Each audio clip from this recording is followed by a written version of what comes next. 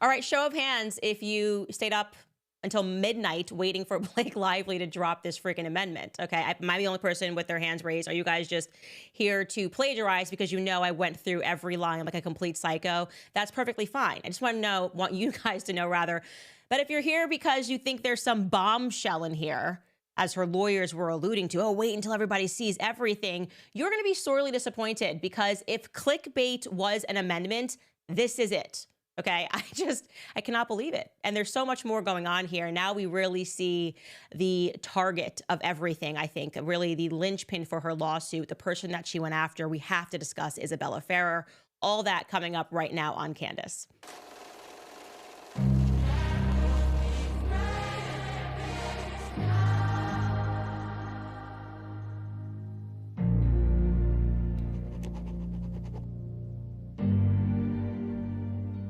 Okay, before we get to the clickbait amendment, I just want to say, I want to shout us out for just being the best sleuths ever.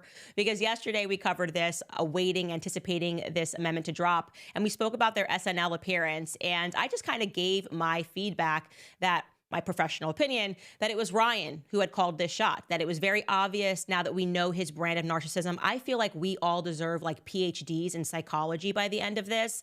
And since we were able to connect the way his teacher said that he believes he can act his way out of anything and make people fall in love with him, I said yesterday on the show, 100% Ryan was the one who put this line in here. Not SNL, not Tina Fey, not Blake Lively, but Ryan. And sure enough, some amazing mommy sleuth sends me a link yesterday, which you guys don't forget, you can always email me tips, info@CandaceOwens.com. And she says, check out this broadcast on an Australian radio show called Fifi, Fev, and Nick for Breakfast, literally an Australian, a Melbourne, Australia station, where they had a guy who's been with SNL for like 25 years. His name is Cue Card Wally. He literally holds the cue cards for SNL. And he was just opening up with them in a friendly conversation about how exciting hosting that 50th anniversary was. And at the very end of the conversation, Cue Card Wally gets asked about that line. Ryan Reynolds jumping up and making a joke about the Justin Baldoni situation. And take a listen to what Cue Card Wally had to say. Now, Ryan Reynolds and Blake Lively have been in the news a lot, and Ryan Reynolds, we want to know, was that an improv or was it scripted, his little piece he did? That was actually, he had a different line in rehearsal, and he pitched that to replace it. So that was his idea to do it. It was Ryan's idea.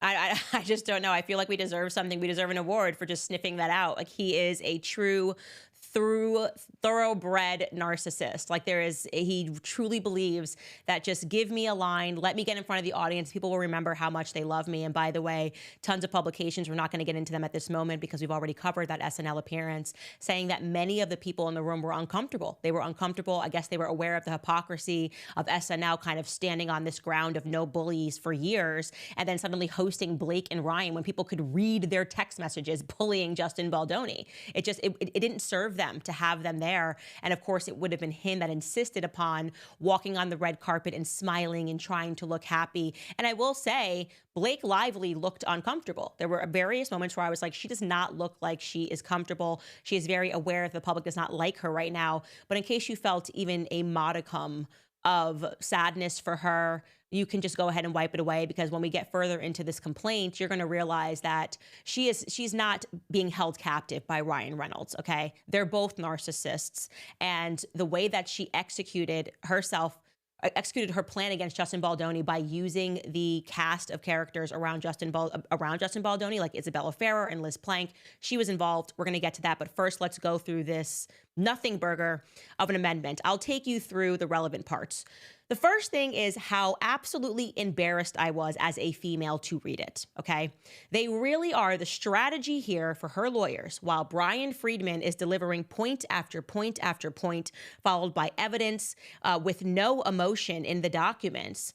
They're just girl bossing it. They're just like, wear your florals. We're going to file an amendment. It's going to be cute. We're going to give you so much emotion. It's going to feel good. Forget the facts. How do you feel? Truly, that's what it is. It is a display of like a hyper stereotype of what it means to be a woman. That's how I felt reading this. I was like, give me teeth. Give me the facts. I don't care about the feelings. It just starts with straight feelings, okay? In the introduction, it opens up by being like, the way that Justin Baldoni has represented himself in the past, really, we're just going to set the stage as if they're writing a script and they're not filing a document in court. This is actually the language from the introduction. It reads this. In public, Mr. Baldoni gave the appearance of taking responsibility for the fact that he had, quote, unconsciously been hurting and silencing women in his life and implored men to be man enough to, quote, shut the hell up and listen to women. He claimed that he wanted to end toxic masculinity, acknowledging his own toxic behavior by admitting that, quote, there is a woman or two that I in some way made uncomfortable by saying something or doing something that was chauvinistic or sexist. There is 1,000,000% probability that that exists, pardon. Okay. And he said that he wanted to say that he was sorry and that he would do better. Okay. Just so you know what that's a reference from, just so you understand how hysterical female that this filing is. This has nothing to do with the lawsuit, has nothing to do with anything that Justin Baldoni has ever done. Rather, they decided to go back and find a TEDx talk that Justin Baldoni gave 5 years ago about how he was able to better his relationship with his wife. So I'm going to show you what they're quoting from. Again, published in 2017. Actually, I think I'm girl mathing it. That would be more than 5 years ago, okay? That would be 6-7 years ago, okay? Take a listen. I've had to take a real honest look at the ways that I've unconsciously been hurting the women in my life. And it's ugly. My wife told me that I had been acting in a certain way that hurt her and not correcting it. Basically, sometimes when she would go to speak, at home or in public, I would just cut her off mid-sentence and finish her thought for her. It's awful. The worst part was that I was completely unaware when I was doing it. It was unconscious. So here I am doing my part, trying to be a feminist, amplifying the voices of women around the world, and yet at home, I am using my louder voice to silence the woman I love the most. So I had to ask myself a tough question. Am I man enough to just shut the hell up and listen?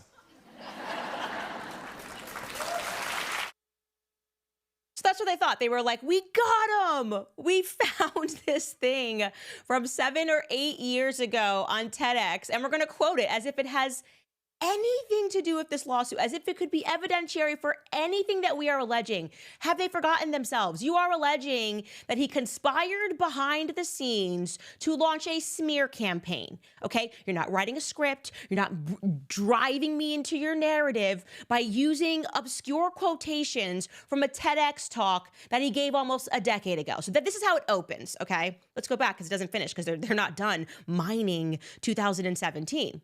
Then they reference his words. They go, Mr. Baldoni echoed this narrative while marketing the film. And that in an interview on CBS, before the 1,000,000% probability that it exists, they're actually pulling that line from a Glamour magazine article where he sat down and spoke about how he wanted to end toxic masculinity. Please peep the date on this, you guys, 2017, okay? They are pulling quotations from a 2017 article as the opening to everything. Then they attach it to now by saying he echoed this narrative while marketing the film, okay, going back to the lawsuit, and they say in an interview on CBS discussing the release of the film on August 7, 2024, he claimed, quote, I want men to stop asking the question, why do women stay? I want men to take accountability. I want men to hold other men accountable. Now, again, they're just pulling this clip out of obscurity. So what are we to assume that he's speaking about? Well, it turns out he's speaking about his character, Ryle, and they're asking him a question in the context of domestic violence, which is what the movie is about. Here is that clip, which they think is a great aha moment. We've got Justin Baldoni. Take a listen. What do you want men to take away from this film? I want men, first of all, I want men to stop asking the question, why do women stay? Yeah. Right? I want men to take accountability. I want men to hold other men accountable. And in this particular film, I want men to go to the theater and in some way see a version of themselves. You know, you have two very different characters, both of them and Atlas and Ryle have had past trauma, one handles it very different than the other. And my other hope is that the men who have not done the work, to heal, if they see bits of themselves in Ryle, have a chance to step back and say, you know what, I don't want to blow up my life. I don't want to hurt the person I love the most. I need to get help. I need to feel all these things that I've buried so deep down so that it doesn't explode on somebody that I love. And hopefully that can create some compassion and empathy and make the world a safer place. So it's unbelievable. They are being so wildly manipulative and dishonest as they have been since the beginning of this entire process that they are literally mining clips on the internet, taking them out of context so that they can produce a narrative that reads like a script to us right off the bat. Okay, if you're reading that and you don't realize the context, he's talking about Ryle, he's talking about a different character in the book, and he's being asked a question about if men see themselves in Ryle, who is a person who physically abuses a woman, what do you want them to get from this movie? Okay, it doesn't get better from there, by the way, just to be clear. Let's now move on to point 6 of this, because this is where it gets interesting. Again, it's the way they use language. It's just so wildly manipulative. 6 in this lawsuit says the dangerous climate of threats, harassment, and intimidation fueled by the defendant's retaliation campaign has required Ms. Lively to alter her personal and professional life and to take steps to protect innocent bystanders rather than exposing them to further harm. So a couple of things here. I don't know how her professional and personal life was altered. It didn't look that way to me when she was posing on the red carpet with her husband and mocking the situation, but let's go with it. The reason why she's setting this up is she says, now I have to take steps to protect innocent bystanders rather than exposing them to further harm, because she's now using this to explain away why no one's joining in on her lawsuit, okay? They're setting that up right at the beginning. Essentially, no one's going to join in, but just so you know, this is to protect them. I'm going to explain to you why that's absolutely BS. It goes on and reads, thus, this amended complaint does not refer to certain witnesses by name, nor does it provide screenshots of their text messages.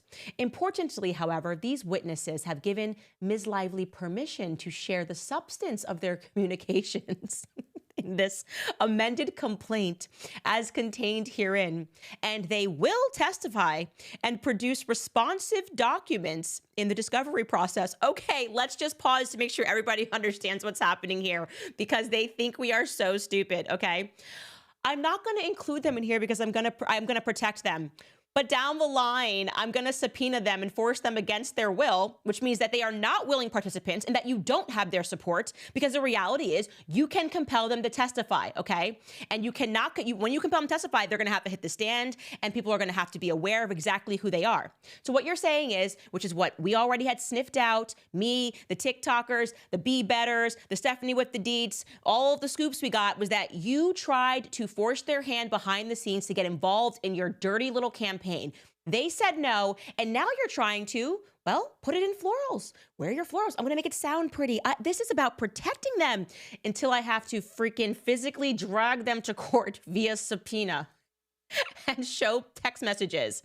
And in case you want me to also sum up why that point is absolute BS, it's because, which we'll get to later, we already showed you that her team was leaking complaints that she says that she has and trying to get them to run it. And they make it very clear who she's referring to every step of the way. It's very easy to deduce, okay, when she writes in her CRD complaint, as she did write in her CRD complaint, that a young actress who was meant to play an underage Lily Bloom, oh, she must really be protecting her, guys. Who could it be?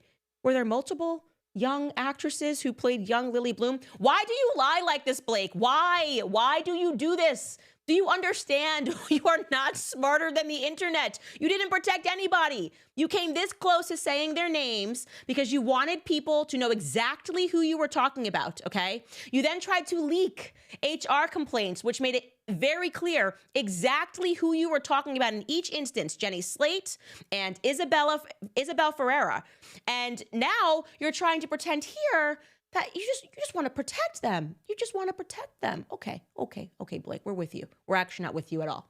Let's jump to point 15 because the timeline here is important. One of the things that they are always doing, and this is why I loved what Brian Friedman did, and this is how I knew instantly he was telling the truth, is create a timeline. Otherwise, it's confusing. Not everyone's going to be a psycho like Candace Owens and Marcos at Be Better and go line for line and create a timeline, right? Not everyone's going to be a psycho like Candace Owens and Steph with the deets.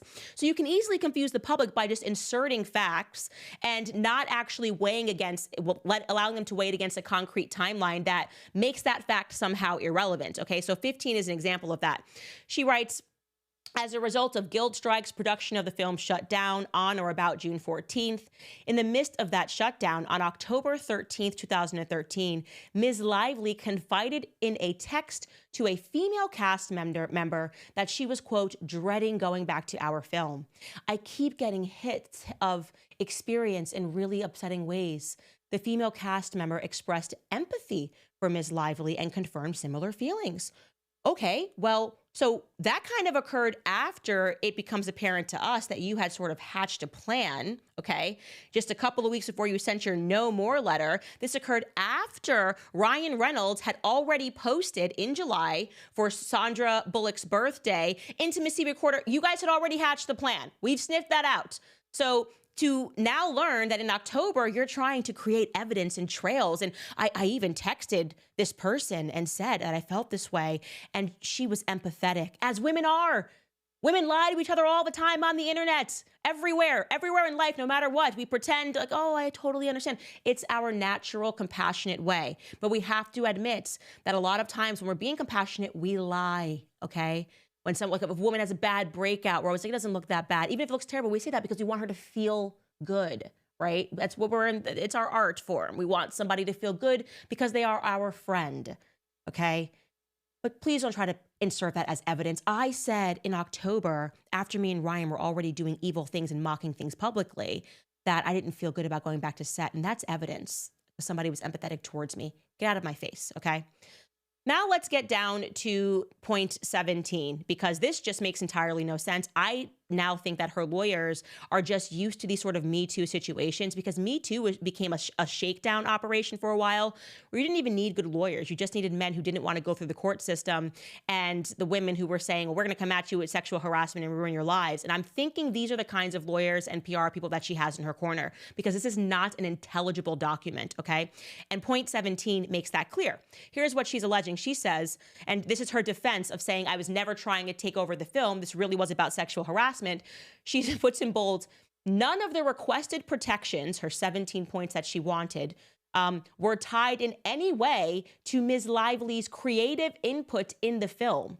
And they were made months before any discussions regarding the cut of the film. Oh, so you're saying you made the allegations first and then you tried to make input and change the direction of the film. Are you saying that the chicken had to come before the egg? Yes, sweetie, the chicken had to come before the egg. Obviously, it was because you made these demands and 17 points, which made no sense, and which Brian Friedman went through and thoroughly debunked these points. We've read the messages, sweetheart, okay? We know you said no to the intimacy coordinator. We know that it made no sense that you were then saying there must be an intimacy coordinator on set at all times. And so, yes, first you're gonna make the sexual harassment threat, and then you're gonna go, as you guys did, and they proved in the background, I want this, I want that. If I don't get what I want, I'm not gonna show up. He has to be put into the basement. So why are you bolding that? Get somebody brighter. Seriously, tell me your budget. I could be hired. What is your budget? Like, what is your budget? I'll do it for you, because this was just completely nonsensical, okay? Then number 18 is great because they bold another point, but don't bold the point that comes just before it. And we've, again, seen this debunked by Brian Friedman. She's basically saying that once we sent our demands to Wayfair and shut down production, remember, they emailed them in in November of 2023. And they said, she's not coming back to set unless you agree to all of this. And this is non-negotiable. So it was a hostage situation. Essentially, they were going to lose their entire investment in the film, have to find a different actress, or they had to agree to everything, which is why before that bolded line in which they say they agreed and said, we find most of these not only reasonable, but also essential for the benefit of all parties involved, she forgets to bold the part where they say, although our perspective differs in many aspects. because they disagreed with everything she said. They pushed back initially and said, what are you talking about? We've had an intimacy coordinator. You've been in touch with the intimacy coordinator. You didn't want to meet with this intimacy coordinator. But now we're in a hostage situation, and you're asserting that this proves somehow, because you said this is not negotiable, and because they agreed to it, that they're guilty of a crime other than trying to salvage their investment. Then we get to 24, where she tries to essentially show messages, which she's done before, between the PR agents, okay? And this is how she was able to get the New York Times to doctor things to make you think that the PR agents were really up to this huge plan to smear her. So we'll look at that. And it says, in the days leading up to the film's release, Mr. Baldoni abruptly pivoted away from the film's marketing plan and the types of publicity activities in which he had previously participated, okay? So this is in early August. What the public did not know was that Mr. Baldoni and his team did so in an effort to explain why many of the film's cast and crew had unfollowed crisis PR mode, because you guys orchestrated having a bunch of people unfollow him in the style of your best friend Taylor Swift, and the public noticed and began asking questions, going, what's going on? We're noticing that Blake is not appearing alongside the lead character, Justin Baldoni, and also all these people have unfollowed him. And now you're upset that that meant that he had to pivot the PR strategy to rescue his own film that his studio was invested in. Like, again, this is such duh stuff that you're trying to present as something that's nefarious, and it simply isn't. It is another chicken had to come before the egg scenario. You had to stage the mass unfollowing of Justin Baldoni, buying off all of his friends, getting all of them to come to the Deadpool premiere, flying people to Wrexham, getting them to believe in your narrative that you were staging. You created the crisis, and now you're complaining that they had to respond to the crisis. Okay? Does that make any sense? And here's the crazy part. And this is all despite you saying in your own lawsuit that everything had been resolved, right?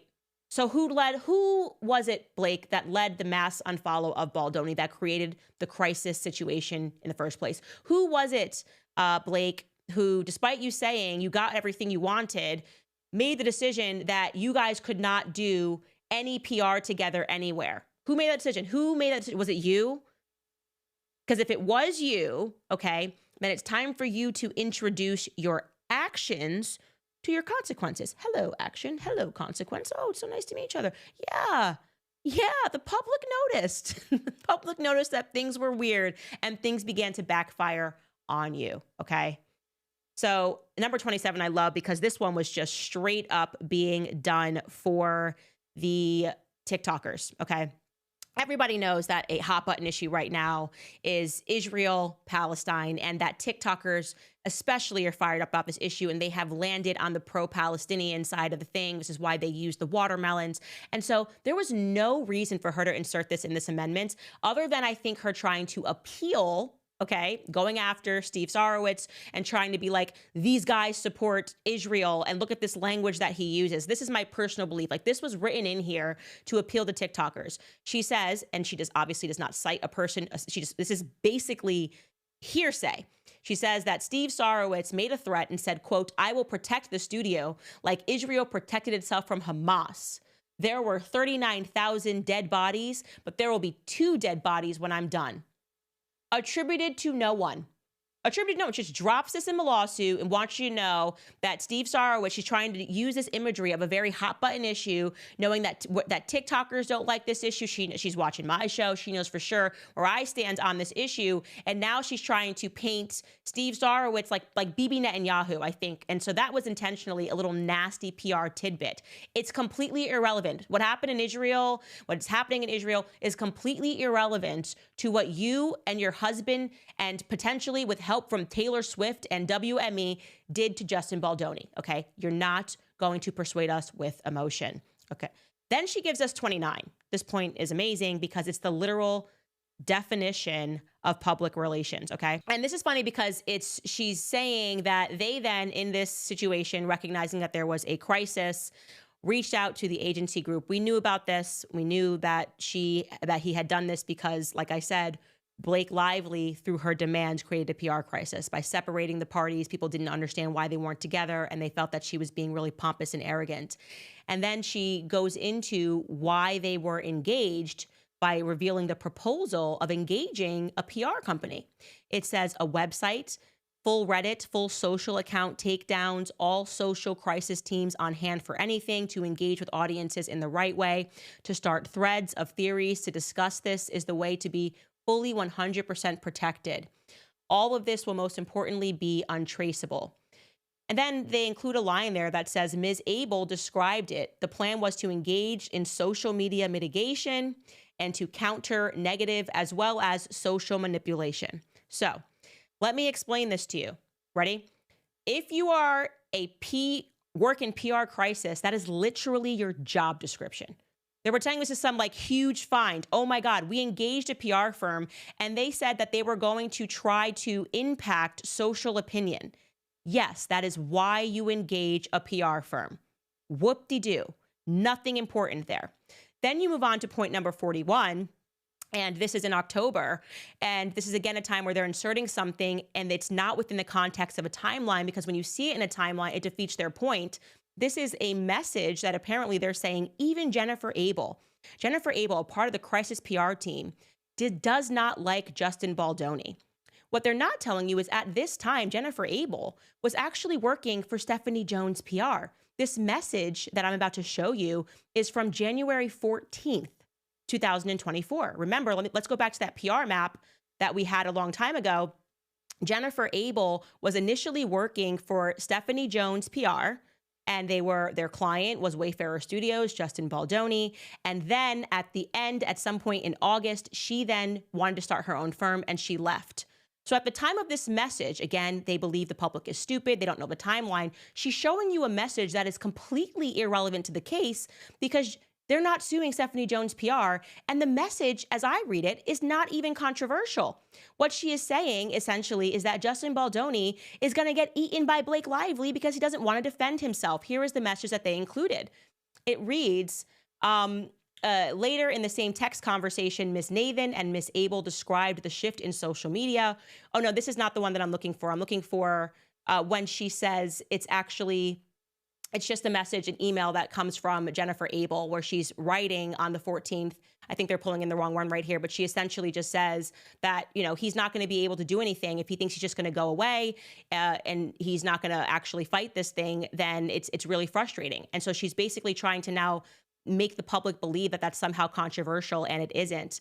The other element is that they throw in these other messages that happen, and this is when they hire the crisis PR the crisis PR team. And these messages, which they're trying to paint as toxic, is just the way PR agents are speaking and monitoring the media about Justin Baldoni. And they recognize that without them having done anything, it looks like everybody hates Blake. And that's what we were just showing you on the screen. We can pull this up. It says the socials are really ramping up in his favor. She must be furious.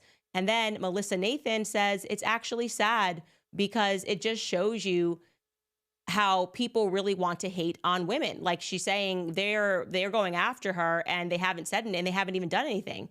And then Jennifer Abel says, I know it's sad, but then don't be a C word. That tells you right there. She's English. In England, they use the C word the whole time, which essentially she's saying is this is happening because of Blake's own doing. We're not doing anything. And she goes on to write that she effed herself by doing the unfollow thing and insisting in no photos together. I agree. Okay. Her plan to be evil got foiled. She's a cartoon villain. She was like, it's going to be so great. We're going to put him in the basement. We're going to isolate him. We're going to make him feel alone. And she never considered that there would be a social consequence for her to bear because of that. And that's what happened. And so the crisis PR team never had to implement any plan because Blake being evil backfired. That is the story. A narcissist targeted someone who she felt was weak, and it backfired on her. And they go on again to show you these last couple of points here in this suit, or in this amendment rather, is they even are telling us not to believe our own eyes, because I'm reading what the PR people are saying, and then she mischaracterizes it. And this gets into the HR complaints, okay? Now, I told you that someone in Blake's team clearly were circulating those complaints that we showed you on the show yesterday, way back in August when the premiere was happening. And they were able, the PR crisis team were able to kill it because the reason they killed these stories was because they weren't real, okay? They're not dated. They won't give any information. And Sony came out and gave a statement to Variety at that time that said there were no HR complaints. Similarly, Wayfarer said there were no HR complaints. So they got the story killed on the basis that whatever was being circulated was not real. It was not authentic. They try to spin this in the amendment, try to spin them saying we got this killed as a huge aha. And here's the language that they use. You know, less than 1 week later, they bragged about how they had shut down stories regarding HR complaints on set. Miss Nathan remarked that this went so well, it was genius, so okay, we have 4 majors standing down on the HR complaint. Yeah, it wasn't real. That's her job, is to get things debunked when they are not true.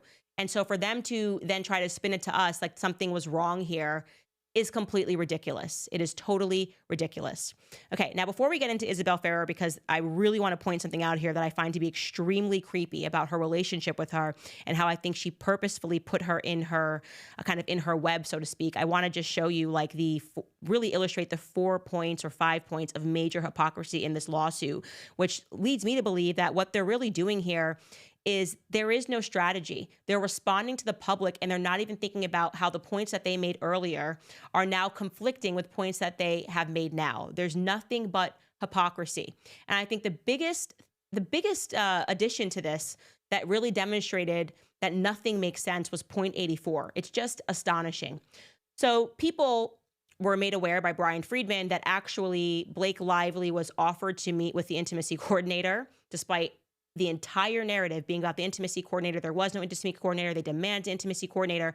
We then saw a text message and where Justin messages her in April and is like, I'm meeting with the intimacy coordinator if you want to meet. And she's like, nah, I'm all good. See, she just says, I feel good. I can meet her when we start, presumably when we start filming. And she says, thank you though. So he offered her before they started filming, right before they started principal photography, to meet with the intimacy coordinator, and she said no, which makes everything that Ryan was saying, where's intimacy coordinator, blah, blah, it just doesn't make any sense. So they felt they had to respond to the public learning about that. And they wrote this in their amendment, point 84. They wrote, Ms. Lively complained about inappropriate behavior as early as May 2023, which occurred without an intimacy coordinator present and which ultimately led to Wayfarer and Sony agreeing with Ms. Lively that the consistent presence of an intimacy coordinator was not only reasonable but essential. Contrary to the defendant's assertions elsewhere, Ms. Lively did not refuse to meet with the film's intimacy coordinator. She said, I'm all good. I think that's a refusal, right? She said she did not need to meet with her before production started because there were no intimate scenes in the immediate future, so they could talk once production began. Ms. Lively did have a call with the intimacy coordinator during preparations. These conversations happened close in time to the filming of the relevant scenes. So that lets us know that not only did she refused to meet with the intimacy coordinator, but now she's saying it's because, well, there were no scenes upcoming that I needed her for, but also that she had a direct line of communication with the intimacy coordinator. She is saying that she had a phone call with her. She had her number. So if at any point of her claiming that she felt uncomfortable around Justin Baldoni, if she felt that after she filmed one scene, the dance scene, you know, where they are talking to each other and she lies and claims that he was out of character, but forgot to mention that she was speaking to him out of character, why didn't she just ask the intimacy coordinator from that day forward to be with her every step of the way? She didn't do that.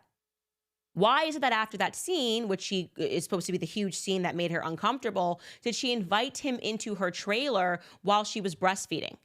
None of this makes any sense. To now acknowledge that you had communication with the intimacy coordinator actually proves their point, that your list of 17 demands that you sent in November to put a complete stop to principal photography was always a nonsense. You were always making things up that never were an issue. You had access to an intimacy coordinator, which is exactly what Justin Baldoni's team is alleging. They never deprived you of an intimacy coordinator. So all of Ryan Reynolds' jokes in Deadpool, his jokes to Sandra Bullock, and everywhere else on the internet was really something that you guys concocted. That's what the public is seeing. Another thing I want to point out is that she keeps running into conflict when she says that Justin Baldoni tried to change the script. That's a major point here, that they had a pre-agreed upon script that she had signed on to and that he deviated away from it And then that amounted to gratuitous sexual changes, okay? To be clear, Justin Baldoni disputes that. He's like, no, these were in here. And also, she actually kissed me a few times when we were not required to be intimate, which made me think that riffing and trying to figure out our chemistry was okay. But she makes the argument that him doing that, him doing anything off of the pre-agreed upon script is wrong. While at the same time, she argues, as we just saw, that she made plenty of changes to the script. And that was fine. What are the rules here, Blake? You can't argue it both ways. So Justin can't make any changes. After you sign out and say, this is the script, he has no right to make one change. But you can get your dragons on board and say, actually, I changed the entire scene. Read it and like it, or you're going to get burned. That's what she believes. She believes rules for thee and not for me. And that's what this lawsuit demonstrates. She over and over acknowledges, I changed the scenes. I wrote all these lines, not because I was trying to take over the movie, but because I'm a creative genius. I'm just so talented and I was trying to help. Her text messages show that. She's constantly changing scenes, but she's accusing him of deviating away from pre-agreed upon scenes. It is a nonsense, okay? And if you truly believe, Blake, that such behavior in that setting amounts to harassment, then you're going to have to explain your husband. You're going to have to explain why you are not out there defending the many victims that your husband must have as the king of riff. Everybody knows Deadpool is riffing all the time. Would you, Blake Lively, support lawsuits against your husband from actors like TJ Miller? Remember, TJ Miller was the guy who felt that Ryan was using riff on Deadpool to actually vent anger at him, to try to destroy him as a human being and to make him feel small. He said he would never work with Ryan Reynolds ever again. After that interview, him and Ryan Reynolds, to be clear, patched up their relationship, but he basically said he uses Deadpool to harass people, okay? So would Blake Lively be open to a suit of harassment? Because riffing is just so wrong. It's never been seen before. No one's ever seen that before in theater. This is the first time it's ever happened.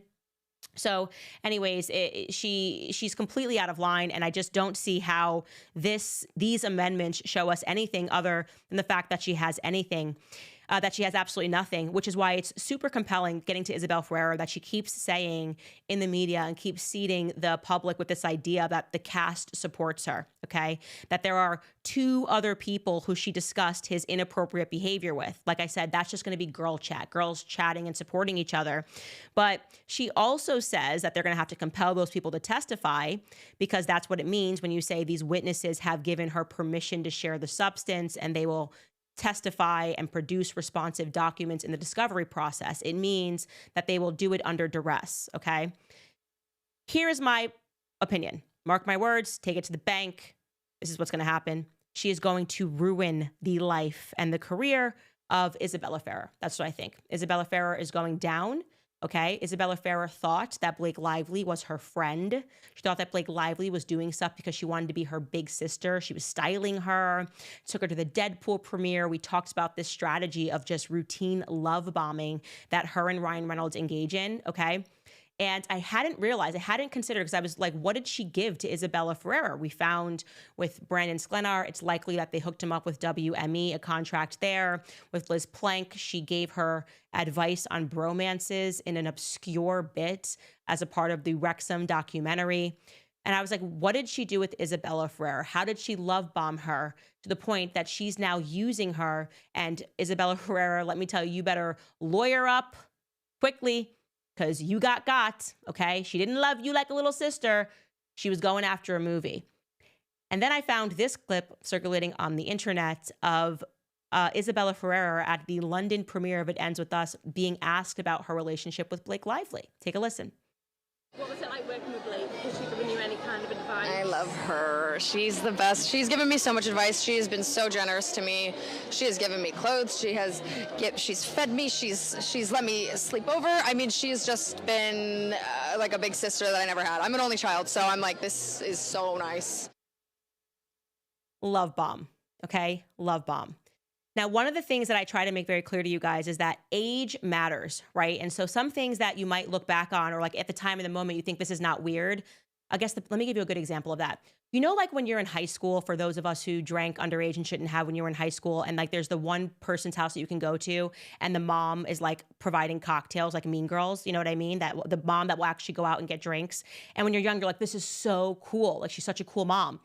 And then you get older and you're like, that's actually really effing weird. And like, where is that woman that was giving underage children alcohol? Because I like to report her now. That's like where I am now, where I realize what like completely inappropriate and crazy for any parent to do that.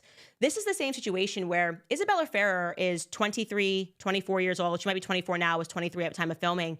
And she's looking at this and she's going, this is so cool. Like she's inviting me over for sleepovers. Why is Blake Lively inviting Isabella Ferrer over for sleepovers? Blake Lively is 37 years old with 4 kids. Not only 4 kids, she had just given birth to her 4th kid. She was still breastfeeding, breast pumping at this time.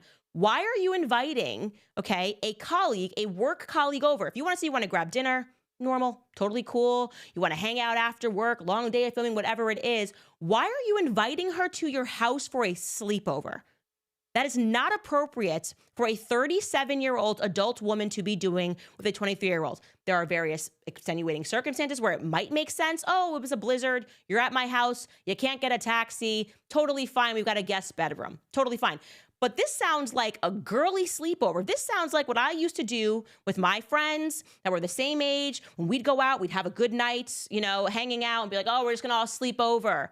We're gonna just have a big old sleepover and you gossip. That's the purpose of sleepovers, okay? You gossip, you trade stories, you get close to one another, and all of that's fine. If Isabella Ferreira was doing this with another 23-year-old, I wouldn't have an issue with this. But it's not another 23-year-old, you guys. It's a 37-year-old woman inviting a 23-year-old colleague over for a sleepover. It's weird. Do not let anybody tell you any difference. That is weird. That's not what 37-year-old women do. I don't have sleepovers. At 30, I'm 35 and I don't have sleepovers. I'm like out of the sleepover gang.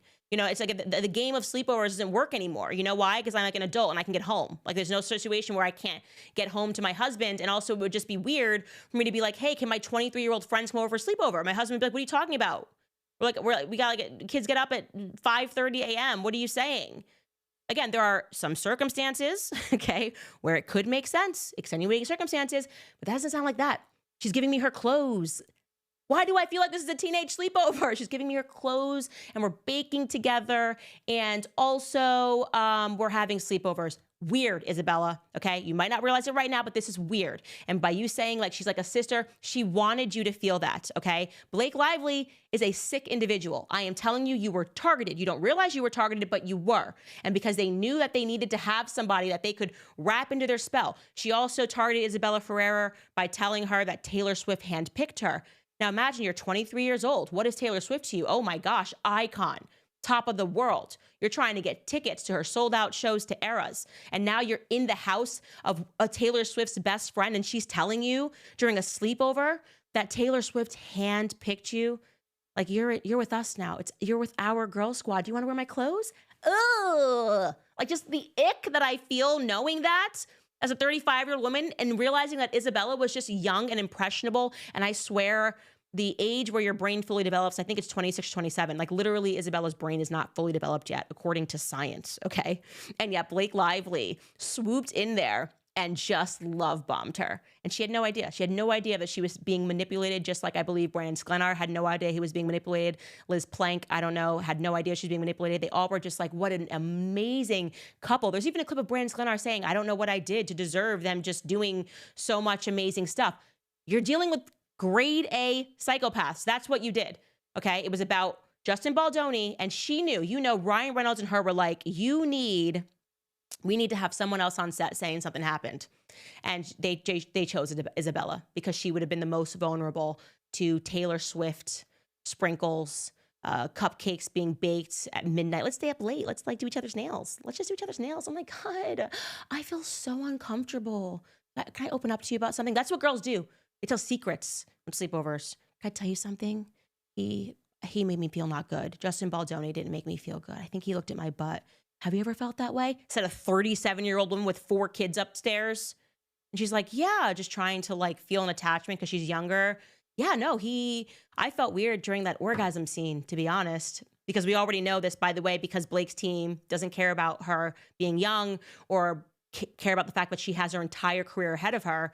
They're trying to now use her to try to justify their lawsuit. And I believe that this has been a wicked plan that she hatched long ago. And Isabella Ferrer is actually a victim of just a nefarious, nasty woman named Blake Lively. Those are my thoughts. Anyways, you guys, want to also let you know that Taylor Swift's team is letting the world know that they are not friends anymore. They are not talking. Okay, so sorry, Isabella Farah, if you thought you were going to get connection to Taylor Swift. Her team's hitting hard and saying Taylor Swift no longer speaking to Blake Lively after Justin Baldoni's scandal shook up their decades-long friendship.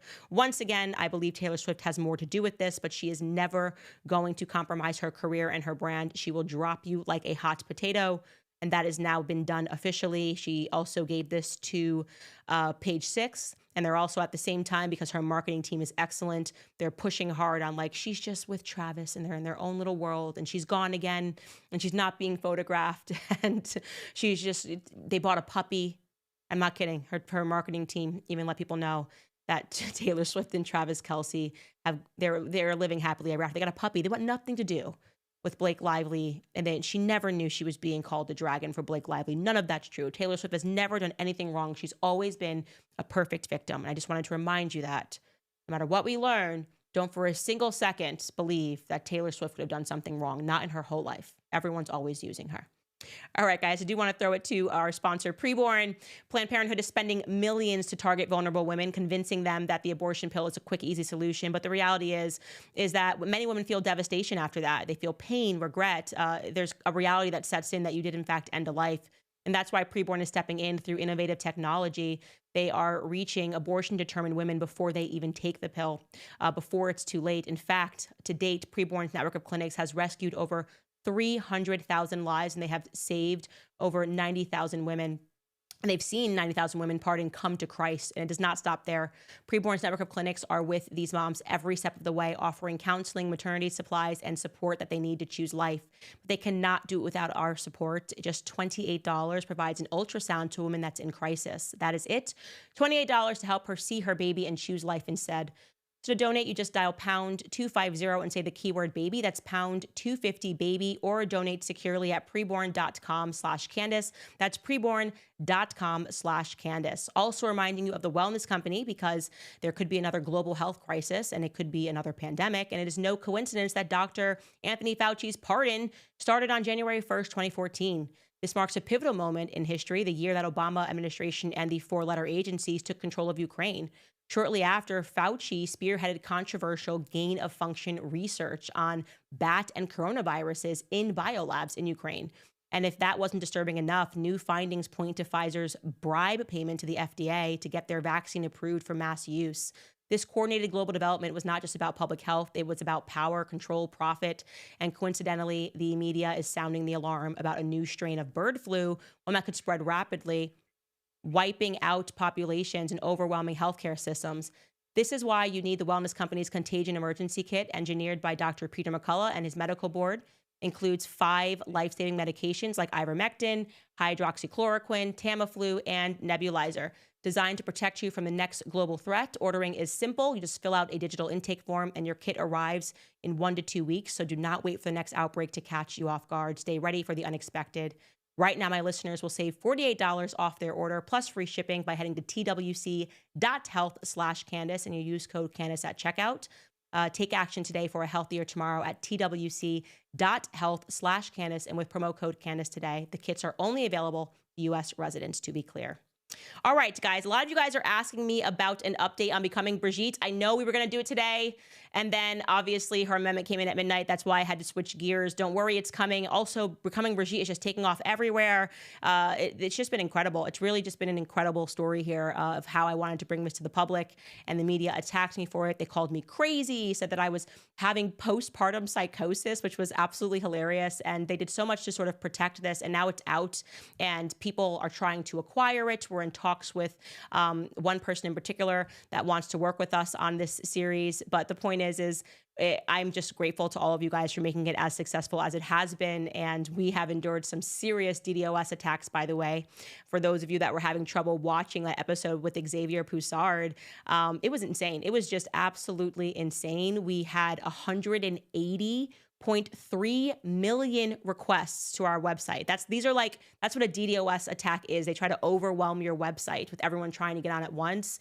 And they got up to 180 million requests that were coming in, which is insane.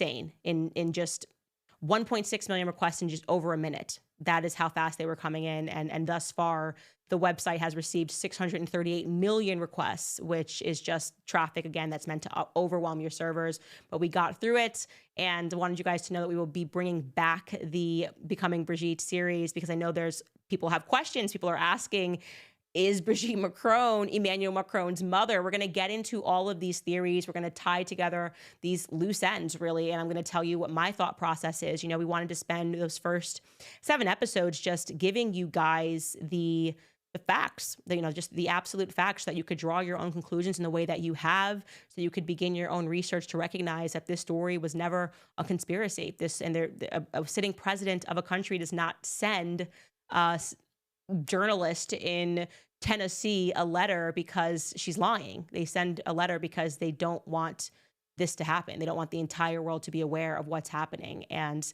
now the entire world is, and we haven't yet heard from Emmanuel Macron's team. I do, like I say over and over, I hope he sues. I'll crowdfund a lawsuit. I don't care. We'll raise money around the world so I can go to bat and get answers to basic questions about are they related? Brigitte Macron and Emmanuel Macron. Again, tomorrow we will put together all of those loose ends for you. So I'm sorry that we will be a day late, but there's so much more to come. And as I said yesterday, we are going to be very soon announcing our next investigative series, and you guys are going to go crazy. I want to see if you guys have any guesses as to what that might be, what I will be investigating. And it's going to be one of these things that you're going to go, Candace, you're crazy. There's no way. There's no way. And then by like the 3rd episode, your mind's going to be blown, and then you're going to go, I can never trust the mainstream media ever again. So I can't wait to see what some of your guesses are. Okay, let's start reading some of your comments here. Now that we've done this deep dive on Blake Lively, Diana writes, disgusting thing is to use JB's admission of his past as evidence. Few men recognize and open up, and this is just saying to men and any person really that if you did bad things, you can't change. Yeah, using the TEDx talk was a really gross maneuver, and I want to say they are leaning into the worst stereotypes of what it means to be a woman. Like the idea of women just getting around and being manipulative and not telling the truth and trying to like just take a guy down. That stereotype is out there because of what they are doing, and we see it in their lawsuit. It's just undeniable. There's no reason to include this TEDx talk out of context to make people think that Justin Baldoni had made some confessions that went against anything, or using a clip of him discussing his character Ryle and pretending that this came out of Justin's mouth about himself. It's nasty business, and it relies on the public being stupid, and the public is just not stupid. Kay writes, hi, Candace. Thank you for the excellent coverage on the Lively Baldoni case, and I'm also fascinated with the Brigitte story. With love from your newest fan who is a liberal. It's okay. It's okay. Welcome all. I'm happy that we're all kind of getting over the hump of believing the mainstream media stereotypes. So it's fitting. It's like if you can believe that they lied about Justin Baldoni, you can probably believe or very quickly come to the conclusion that they may have lied about a few other people. Definitely me. What they said about me being literally Hitler, it's not true. I am not literally Adolf Hitler. It's not right at all. Lalique writes, the look of admiration shows her my cousin Baldoni, while playing clips of him being his authentic self is adorable. One thing we know for sure is Lively caught feelings and Reynolds caught Lively. I totally agree with you. I hope one day me and Justin Baldoni sit down. Like I said, when this all comes to a conclusion, and I think it will actually soon, I don't think this is actually going to go to trial. All of us, everybody in the chat, we're buying kombucha and we're going to drink it together, and we're going to cheers and we're going to celebrate. And it'll be the first time that I ever drink kombucha. I don't know if I'm saying it right. Kombucha. It's probably delicious, to be honest with you. I don't even know what it is. And I don't even know if Justin likes it, but this has just become the stereotype that we are creating of my cousin who needs to be defended. And I'm glad to see the world kind of rising up and saying, no more to bullies in Hollywood. Before I read these last couple of comments, I do also want to thank American Financing. I know that there are so many people that are working hard to support their families, but it may seem as though you're taking a step back every month instead of moving forward because bills are higher than they've ever been. It's higher than what you bring in every month. You have to swipe that credit card to cover the difference, and the debt keeps adding up. But if you own a home, my friends at American Financing can help you break free from that cycle. American Financing is saving people just like you an average of $800 a month. Think about what you could do with an extra $800 every month and not having to worry about those minimum monthly payments. And even better, it costs nothing to find out how much you could be saving. All it takes is a very quick call to American Financing. And if you start today, you may be able to delay 2 mortgage payments. So call American Financing today and start your journey towards being credit card debt-free. Just call 800-795-1210. Again, that's 800-795-1210. Or visit AmericanFinancing.net/Owens. That's AmericanFinancing.net/Owens. Okay, last couple of comments. Plebe writes, thank you for being so honest. Will your new book be an audiobook? Yes, I always do 2 things, write my own books and I do my own audiobooks. And it's rare, by the way, that people write their own books. Everyone just like uses a ghostwriter. I can't. I have a podcast every day. You know my voice. You know what words I use, and you would be able to instantly sniff that out. You'd be like, this isn't Candace. It feels weird. I don't feel connected. I wrote this book and I am adding a little amendment about Blake Lively in a chapter that I had already written about Taylor Swift's brand of feminism. And again, I wrote this book years ago, and it just worked out that all of this happened right when we were planning to announce it on February 14th, that somehow Taylor Swift is in the news because of Blake Lively. So I will add a little, really an addendum, but I'm going to call it an amendment because it just feels more fitting. But yes, you guys can go buy this book. You'll get it cheaper now if you buy it, available for pre-sale at CandaceOwens.com. That's where all my stuff is. I'm very excited about this book. It feels like the time is right for us to talk about the difference between feminism and a brand of feminism, which just seeks to empower women by taking down men. And we have to stop doing that. And we have to remember that we birth men. They're our brothers. They are our husbands. We're not like separate from them. And so if we foster a world where people like Justin Baldoni can be taken down, we're going to be talking about our cousins, our brothers, our husbands. And it's just not a world that we want to live in. Especially me. I have 3 sons. Kara writes, B and R have a God complex, Blake and Ryan. The saddest thing here is the message of the movie, which could actually help other women in toxic relationships open their eyes, is overshadowed by their ego. Well, if you look at the glass half full, I would say that now we are looking at toxic femininity, right? At least we're able to have a long discussion now about almost the opposite of that, because this is a form of violence, in my opinion. What they're doing, what they have done is a form of true violence. And it's just, people don't often think about women as the ones who could possibly execute that. And I would say that by that metric, the book has been a tremendous success. It's not the success it was hoping for, but it certainly is the success that they got. Billy writes, I love you, Candace. Justin Baldoni is literally a puppy. Yes, he is literally a puppy everywhere, and clearly has been doing those sorts of speeches for a very long time. This person writes, he should also sue for how ugly those outfits were. To be honest, I did not watch the movie, but I can say that the outfits that I have seen in the movie, just from social media and stuff, are indeed objectively ugly. John writes, yesterday's cliffhangers about your next story. Phew, the world is on edge. Who is it about? Me, him, they, them, us, president. No one wants to be on your bad side or investigator side. Yes, well, I will say that it will be another referendum on the media, and I can't say too much. I desperately want to. I don't like keeping secrets. And when I tell you, you're going to be like, how did you keep this a secret for so long, Candace? And I'm just going to be like, because you never asked me. You guys never asked me. That's how I kept it a secret for so long. Jackie writes, never stop. You're my inspiration and have the nerves of steel that I wish I had. Thank you so much, Jackie. Reminding you guys, if you want to support the show, you can buy an Everything is Fake in 90s Gay Standis Cup. I want to know who has collected all of them thus far, by the way, because we're real close to 4 million now. So if you're watching on YouTube, hit the subscribe button. Help us race to 4 million. I think we're at 3.92, but who's counting? I am. And I guess we can leave the Blake Lively lawsuit for a little bit. It feels sad. No one's drafting me. No one has subpoenaed me. Nothing. It's crazy. And I don't want to say goodbye to the Blake Lively lawsuit, but this was kind of the big weight. What was her amendment going to be about? And it's a nothing burger. So we'll see. Anyways, tomorrow will be Becoming Brigitte. And then on Friday, I think we will probably announce the next big series. And you guys are going to go crazy. You're going to go crazy. I'm like, forget it. Shut down. We're going to break the internet. We're going to shut down the internet with the announcement of the next investigation. Anyways, guys, I'll see you tomorrow.